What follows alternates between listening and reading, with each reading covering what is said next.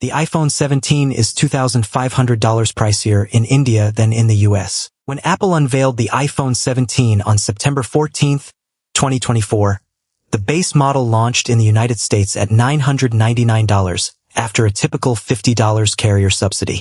In India, the same model lists for 144,999 Indian rupees, roughly $1,800, a $801 or $2,500 premium over the US price.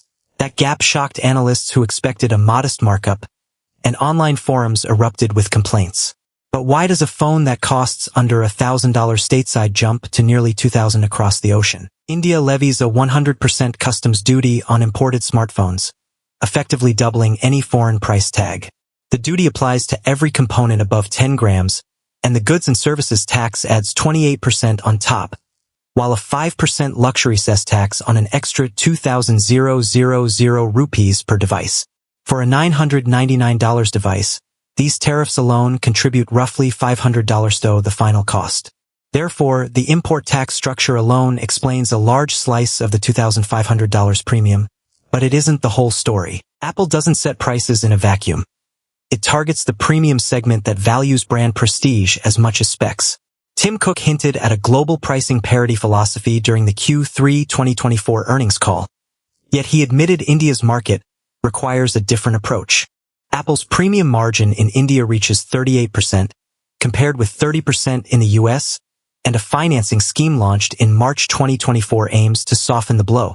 By positioning the iPhone 17 as a luxury item, Apple can justify the inflated INR price, therefore extracting higher margins, but it also risks alienating price-sensitive buyers. Take China.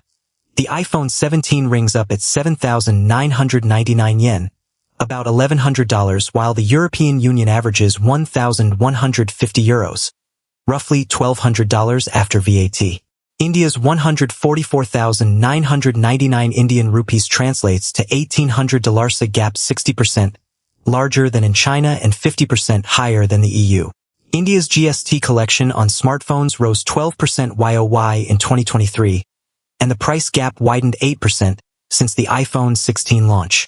Therefore, the Indian premium isn't just a regional tax anomaly, but a distinct pricing wedge, but the underlying mechanics still need unpacking. Analysts at Counterpoint research project a 15% YOY decline in iPhone 17 shipments, trimming expected units from 5 million to 4.25 million for Q4 2024. Meanwhile, OnePlus and Xiaomi continue to dominate 30% of the Indian smartphone market with sub-$500 flagships. The average Indian consumer spends 12,000 Indian rupees on a smartphone each year, and the iPhone 17's price eclipses that by 150%, forcing many aspirants into mid-range alternatives. Therefore, the steep price erodes Apple's market share, but brand loyalty may still keep a niche of affluent buyers. In January 2024, Apple announced a new assembly line in Bengaluru under the Make in India initiative, promising up to 30% of iPhone 17 components to be sourced locally by 2026. The plant employs 2,000 workers and already sources 70% of its plastic casings domestically, yet critical parts like the A18 Bionic chip and the advanced camera modules still arrive from Taiwan and South Korea, incurring the same import duties. Therefore, the domestic assembly reduces only a fraction of the tax burden, but the bulk of the cost remains imported. The final picture shows that the $2,500 premium is not a single cause but a tangled web of 100% import duty, a 28% GST, Apple's premium first pricing, and a market that still relies heavily on foreign-made components despite the Make in India pledge. Indian policymakers have hinted at a duty reduction for high-value electronics in the upcoming 2025 budget, yet the current import substitution gap sits at 12%.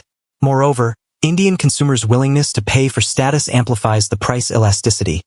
Therefore, the iPhone 17 becomes a case study in how giants manipulate local economics, but it also signals an opportunity for rivals to fill the gap. Summing up, the iPhone 17's steep Indian price stems from tariffs, strategic premium positioning, and incomplete local manufacturing, creating a perfect storm for consumer frustration.